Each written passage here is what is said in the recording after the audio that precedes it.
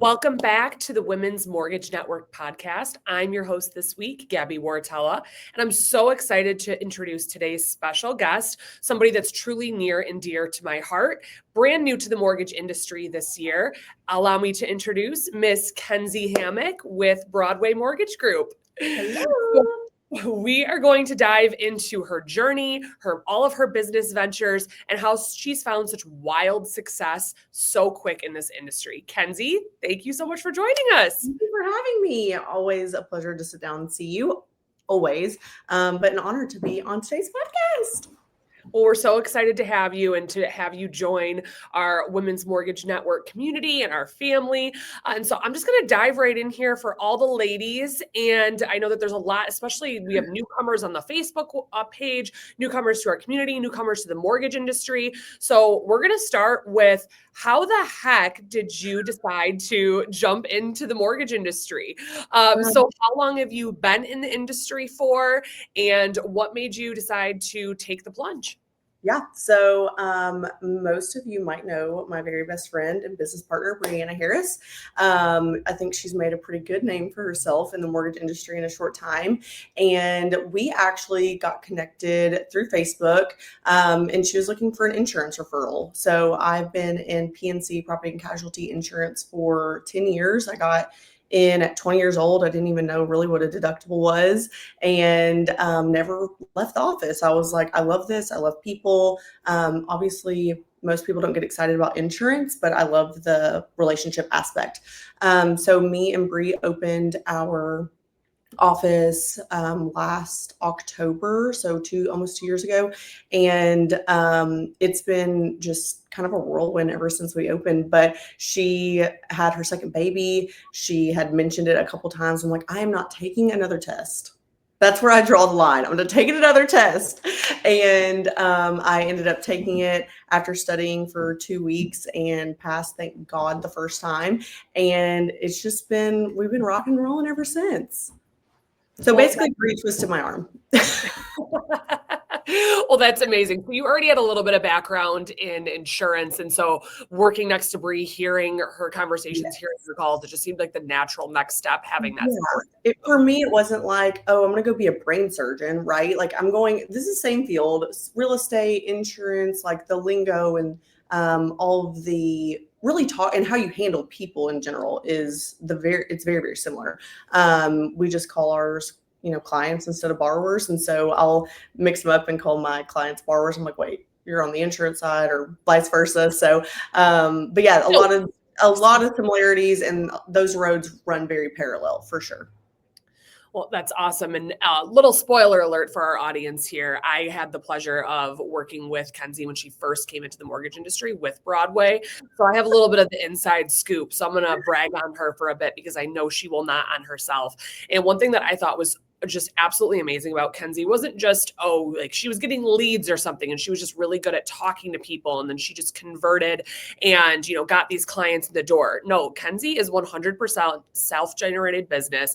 And something I noticed so quickly, it was like, I think it was your second day, if I remember correctly, officially, of being onboarded and licensed. And you wrote a loan. Like you immediately found success, where people who have been in this industry sometimes weeks, months, years have those slow times, and you just never seem to hit that roadblock. And it definitely wasn't luck. I witnessed for you when you first started, you just seemed to be absolutely fearless, and you didn't care about awkwardness. You didn't care about being in certain situations. You were just truly ready to run and hit the ground running and find those business partners, find those clients. And that's just what I saw in you, but I know that you have some secret sauce to share. What would you really attribute your success to? And what, for those out there that are struggling in this industry, and for those who are new and maybe a little scared, share with them how you found success so quickly, and, what are some of the biggest things that you found that are able to help you grow?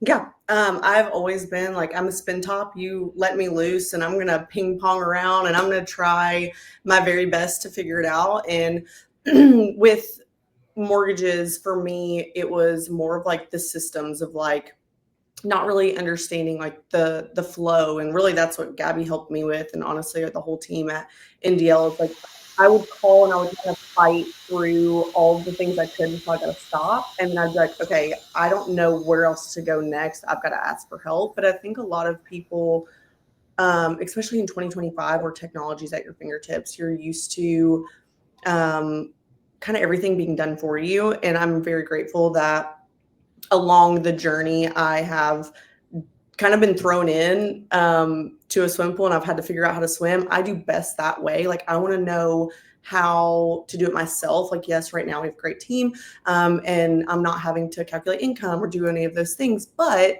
I want to know how so that I don't have to come to a stop.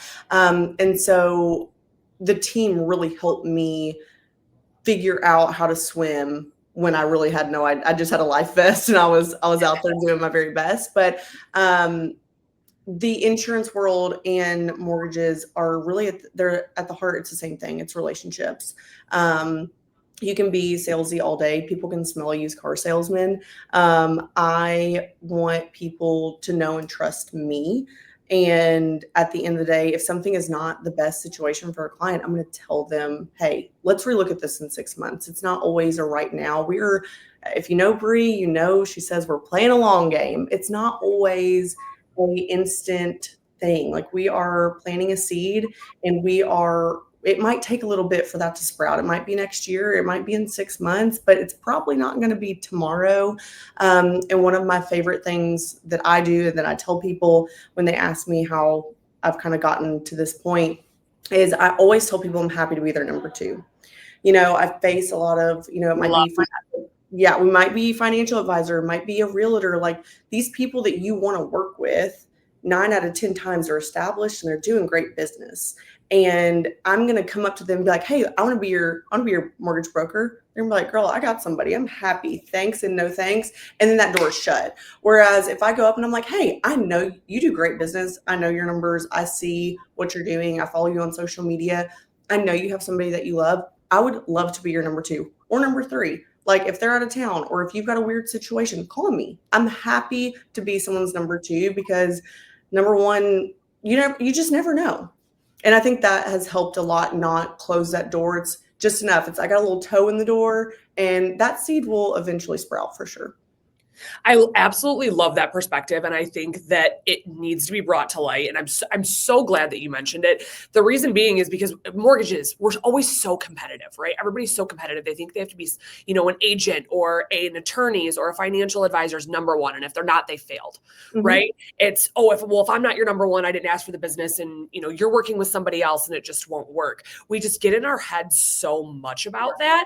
And so I love that you're bringing to light, I can be a bunch of people's number 2. I can be their number 3. I can be their number 4. I don't care. If the more people you're more diversified. And especially in mortgages, I think that's such an important perspective to maintain and for some of us to really think on, because the reality is great. Maybe you have 1 or 2 agents where you're their number 1. What happens when you're not that agent's number 1 anymore? Right. What happens if they decide to get out of the business? What happens if they decide to transition into another venture? Versus if you have all of these really strong relationships where maybe you're, that second option or that supplemental option, that doesn't mean that you're not the best. It doesn't mean that you might not even be getting a couple deals a month from them, but it puts you in a position where you don't have as many weak points. And I think that's something that we haven't acknowledged and maybe have lost a lot of times in our industry. So I love that you're saying, hey, I'm here, I'm new, and this is where I'm finding success. And it absolutely works. Well, I think what we realize too is that when we get the opportunity as number 2, number 1, you're going in with a different mindset. Your mindset has shifted to be like, okay, I'm going in this meeting and I'm asking to be their broker. That is like, you're going to have to look at I'm going to probably hear a no, which we're in sales. We've heard no plenty of times. But if you go in with that wall already broken down and that opportunity to be like, hey, I know you're happy with your guy. I'm happy to be your number 2. It also relieves something in you. Like, you're not having to be set up for that no and that disappointment. And they're usually that in itself is enough to set you apart, because you didn't come in forcing them to not be happy with their people that they already have been established with. But when we do have that opportunity as a number 2 to show them how well we communicate, show them how well priced we are, show them all of the things that we do, it usually pushes you into the number one spot because you're already set apart and they can tell by your systems and your organization. I love that. And especially even on the part where, like you said, it's a way to get your foot in the door. I feel so many trainings and teachings are phrased to where, yes, you try to take a back seat to say, oh, just give me a chance, because ultimately you're still pushing for that number one. Like, oh, I have to prove myself to be your number one, versus you are going in completely unassuming of, hey, I'm not even trying to be your number one. Let me be your number two. I can still be very, very effective there. Yep. So I absolutely love that. And I love that you're sharing that with the group, because it is clearly a huge part of your success. Thank you. Yeah, of course. Now, I would be remiss if I didn't let you speak about the newest and best business venture that you have. So without spoiling it too much for our listeners, tell me a little bit about your new venture and the Broadway Collective. Yes. So obviously, Bree started Broadway Mortgage Group, and we have an awesome team here.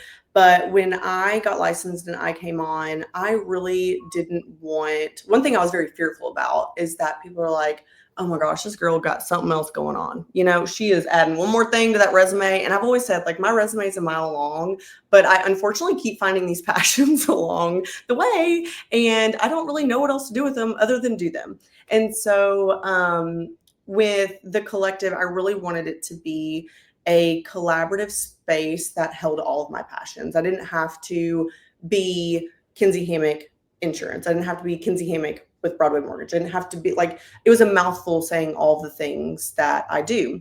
One thing that me and Bree connected with when we first started our endeavors together was content days. I've been a wedding photographer for 10 years. I've kind of semi-retired, if you will. But I've traveled the world. I've been in People magazine. Like, I've done what I needed to do with that. But as we connected, we really started using my photography to add value to our realtors. And so we host monthly content days. We do themed for St. Patrick's Day, for, you know, we've gotten 4th of July and done flags, and then you can use those over for Veterans Day and Memorial. You get all of this used content that is basically becoming relative on Facebook, which is, if you're one of our realtors, you're going to get new business on Facebook.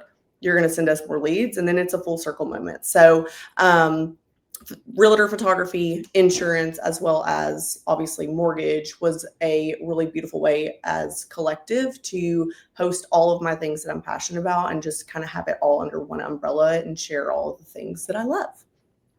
I love that. And I love that you're seeing such fast success with all of that. And I think that it's so unique to have somebody in the mortgage space who also have the creative side, right? A lot of us are very much in our lanes of whether it be like analytical, sales, but, you know, whatever that may be, whatever your strong suit is. And you get to bring in that artistic side that most of us have to outsource. So I think that's really beautiful. And it does give you that additional connection with not only your agents, but also your clients. I see so often the awesome things that you do creatively, whether it be like making signs, whether it be gifts, you know, certain open houses for your clients, and closing day. You guys really, really use that creativity to its fullest and give your clients and your realtor partners that love. Yeah. And I think it's really cool too, because, you know, when I first started, even just in insurance, I never imagined that my insurance and my photography would ever like smack into each other. And then as I've done this longer, I'm like, how in the world did I marry insurance, mortgages, and photography all into one thing? And it's somehow like I have all of my clients that have crisscrossed over. Some of my longest clients that I have in insurance, I have photographed their engagements, their weddings, their babies. I've been in huge milestones with them. And then I'm also their insurance agent. I was doing a maternity session beginning of October, and we were finishing up. I've done their engagement, their wedding, now their, you know, maternity. And we were walking back to the car, and they were like, hey, didn't I see on Instagram that you're like doing mortgages? And I was like, yeah. And they're like, well, we have like a 7.625. Like, would it be wise to refinance? And I was like, girl, yeah, call me. So we literally just closed them last week. And I'm like, you know, for someone to trust me enough, not only to capture like their biggest moments in life, like I just saved them $1,000 on their mortgage, and that's going to pay for their childcare. I was like, let's get a onesie that says my mom's refinance paid for my daycare. Like, that to me is wild. And it's like, I would have never imagined that those people that support me in photography would be like, oh, let me use her for my refinance. Like, that's just crazy to me. So it's worked out great. I think it just goes back to, like you said, it's not that all these industries are different. They are all predicated on relationships. And you've Yes. really shown that, right? Like you said, oh, it's such a surprise. Somebody that I photographed with their family, they want to do business with me in other ways. And it's because obviously you have such strong relationships with your clients. You've leveraged that so well. It's not a superficial or artificial relationship that you have, made with these people. Yeah. It's real and it's genuine, so that it comes across to trust, right? The best salespeople oftentimes are able to harbor in on education and trust and that emotional piece. And you've clearly honed in on that with your clients, and it's transferred to all of these other facets, which is beautiful. It's been amazing for sure. Now, my biggest question is just because I wish I was as creative as you. I truly do. I would love to have that eye for the art, the photography. It's one thing that truly I am jealous of. I can say that because it's something that I have to outsource, right? You're able to go to one. I tell Caleb all the time, I'm like, I'm not that creative. And he's like, what? I'm like, I really don't feel like I am. And he's like, how else would you do this? I'm like, I don't know. You are. I got it. You do not give yourself enough credit. But what I truly want to know is also, I mean, with you being a mom and a wife and all of these hats and all of these different industries that are thriving, right? A lot of times people doing more than one thing, it's because they're not necessarily super great at all these things. So they kind of try to wear multiple hats to try to backfill. Where I feel like you are unique because you are thriving in all of these areas. You just have passion for all of these areas. So you feel like you're doing yourself and your clients a disservice by not jumping into them, right? Yeah. But my biggest question, especially as a mom and a wife myself, how do you balance and juggle all of this? Girl, you know me well enough to know I ain't balancing nothing. Nothing. I am type B to the max. It drives my husband absolutely insane.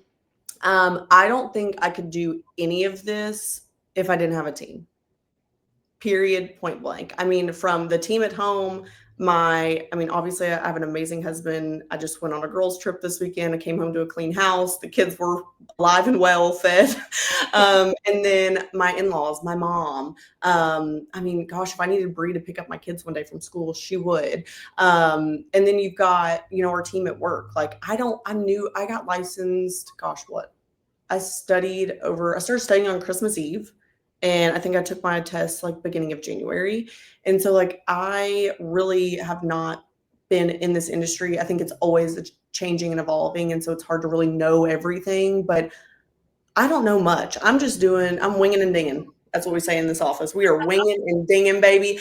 I am figuring it out along the way. I don't know what I'm doing. I ask a lot of questions. I talk to a lot of AEs. I call people like Gabi and Vinny, and I try to soak up as much information as possible. But, when I first got started, we were self-processing, thank God. Although those 2 months were trash and I would never want to go back, I learned so much in those 2 months to carry me through times like now where it feels like a cakewalk, where we have an amazing processor, an amazing LOA. We've got someone doing our communications from, realtor check-ins. They're sending emails weekly on Monday, Fridays to the realtors, to the clients. So a lot of that is taken off me, where I don't think I could juggle it all because there's not enough time in the day if I were responsible for all the things.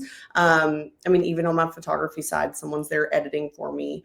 On the insurance side, I've got an assistant that's checking my emails and, doing easy things like mortgage e-clause updates. And I'm a one-man show. I could not do it without them. I couldn't physically do it. And I don't juggle well. My kid will be like, Miss Donahoe, his 4th grade teacher, we text my mom, make sure that she remembered that I have core 4 after school because she might not remember. And I'm like, you're right. And praise God that you keep me straight because I probably won't remember.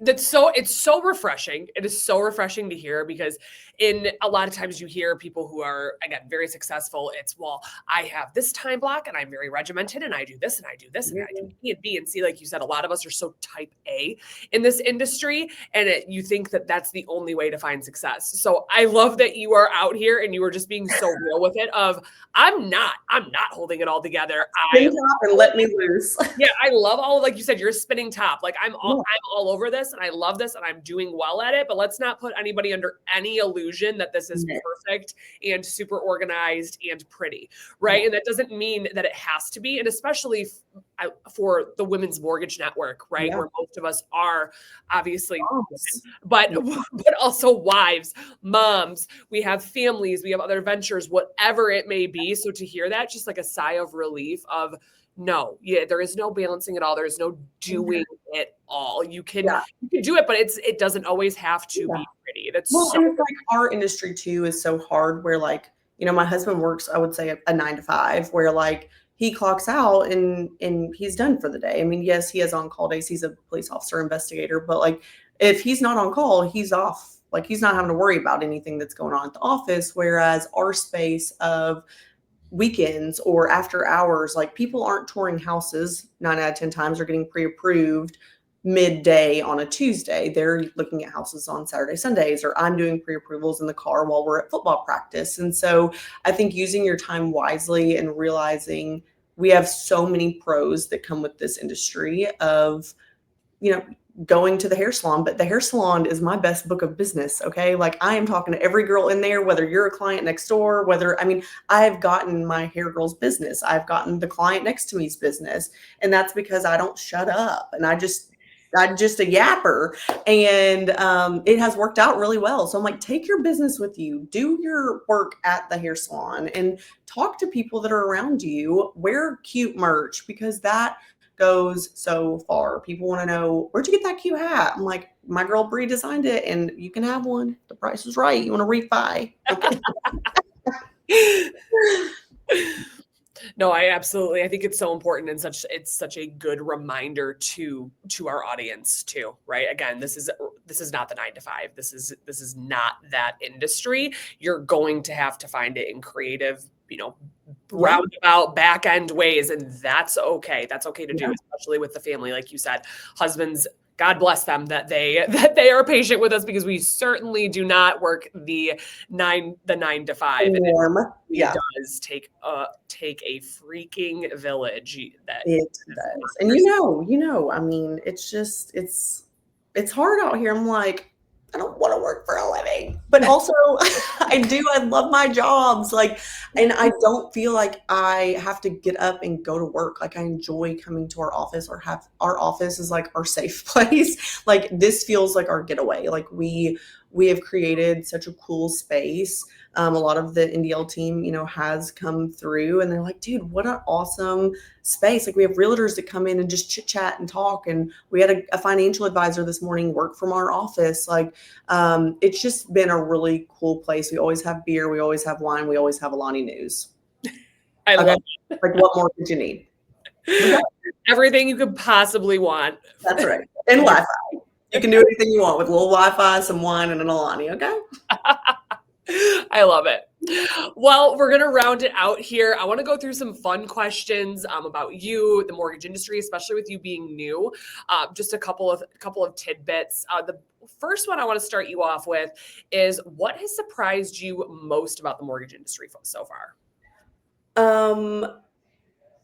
I'm remembering that I'm not talking to like an audience here as far as like our customer base, but I think just how wild it is to see how much people don't know the consumer side of things. I know that we have built 2 homes. I bought my first house at 19. Thankfully, I had a credit score thanks to my mom with all that. But I'm like, I know I didn't know anything then, but like, I think I still was ahead of the game. It's like, there's just no common knowledge to like what actually is going on in this space as a consumer. And so I think having that grace with people and really coming from an educational standpoint is so freaking important because people have no idea. They're clueless. You and I very much agree in that sense. I tell people all the time, they're like, oh, well, like, what's your sales style in this? And I was like, I say it to my clients, I'm not selling you anything. I'm not selling you a thing. I'm educating you and you are going to get to choose your program. You get to choose all of these things. And I'm here to help advise you, right? But ultimately I'm here to educate you, and whatever you want, I'm going to give you at the end. Yeah.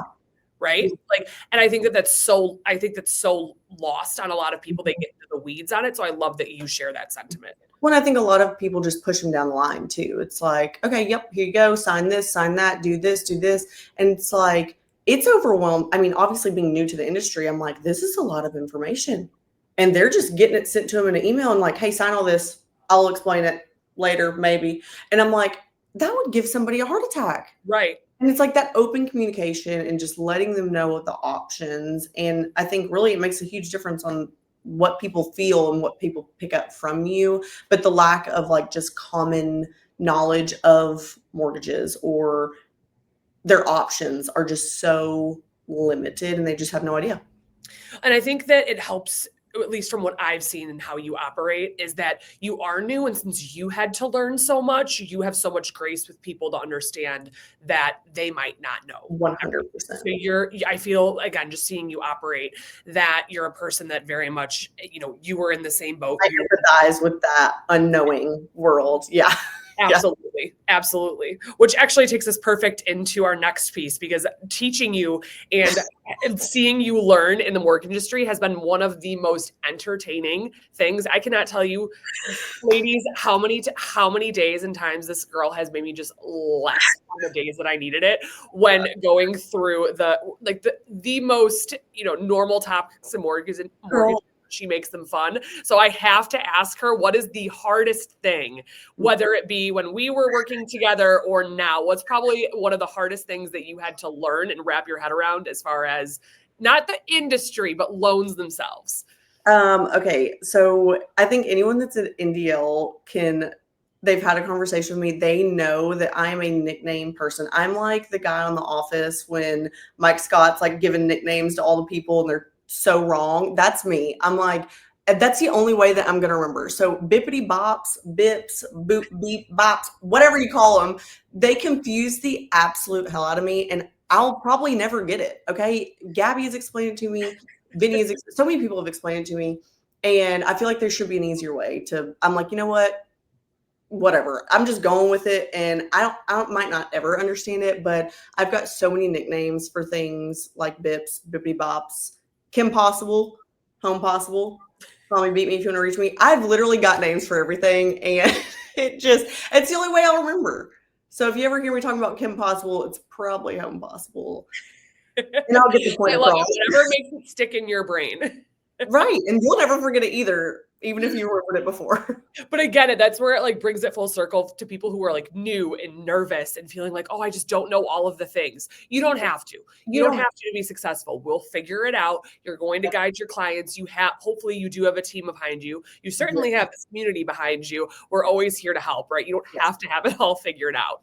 Listen, we still call Gabby. I'm like, honey, I don't know what the heck is going on. Help. That's just the community we've built. I love it. Well, now we'll get into some of the fun ones, definitely. So as far as the mortgage industry, and I'll lead this off because you even said you've got nicknames for everything. You always have fun in this industry and with your clients. What is your most embarrassing moment that you have had in the mortgage industry thus far, either with your clients or with your team? Gosh, Bree's probably going to kill me if she hears me. So I experienced my first UWM Live this year. And one thing about me is that if there's a DJ booth, I will end up somehow behind it. I've got my own DJ board. I'm not going to touch their stuff because I know there's a lot going on. But I will end up with headphones on and I will end up behind the DJ booth. And I accidentally called Matt Ishbia Mark with DJ headphones on, with my purse around my thing. Oh, no. And Bree was like, oh my gosh, you just called Matt Ishbia Mark Ishbia. And you know what? Hats off to him because he was like, hey, how are you? I mean, he just went right along with it. But I was like, oh my gosh. The most genuine and just relaxed man ever. I mean, that is a true testament. Just unbothered, like no big deal. Yeah. I love that. He's always having a good time. I was like, you know what? You do you, honey. You're doing a great job. I'd say that probably that one takes the cake. I wasn't expecting it to go down that route, but that's a great one to share, Kenzie. Yeah. You never know. You never know. Now, next, if you were not in the I think you actually already answered this question for me based on your lead into the last one. If you weren't in the mortgage industry or in this current business, what career would you see yourself doing in a second life? I always, this might come as a shock. I love a little DJ side quest. I love music. I was raised in the music industry. My dad played and sang and all the things, but I think I would actually have probably worked in the aesthetics world, somewhere if I was smart enough to get through AMP. I wasn't, but I think that's what I would have done is I would have done like Botox filler injections. I would have been in that world of nurse injector, I can imagine. But like I said, hate a test, and I'm definitely not going back at this point in my life. And so we're just gonna have to pay for it and move on. I love it. And it just shows too, you're clearly obviously somebody you love working with people because every single, and again, even in a second life, you're choosing, you just love working with people. You love working with clients. You're definitely not, in an industry where you want to be a loner or stuck in a cubicle. I'll go insane if you put me in a cubicle with my AirPods. I'll go insane. I love it. Yes. Now, what's one piece of advice that you would give to the ladies listening that are just starting out in the industry or that are going through a hurdle or a hard time? Get out of your four walls. I'm a very outgoing person. Some days I want to stay at home and I want to work from, that is a luxury that we have. It's like if we want to work from home, we can.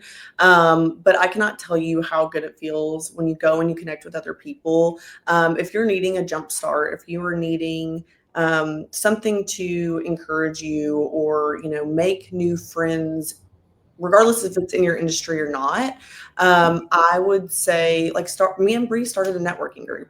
We meet every Thursday, start a networking group, host a coffee once a month, get out of your four walls and do something for you. It doesn't always have to be business related. It will come back to your business tenfold. If you're just a good person and you're good and you do good work, your good works through your life and through your community will come back to your business. But you've got to take time and you've got to do stuff for yourself.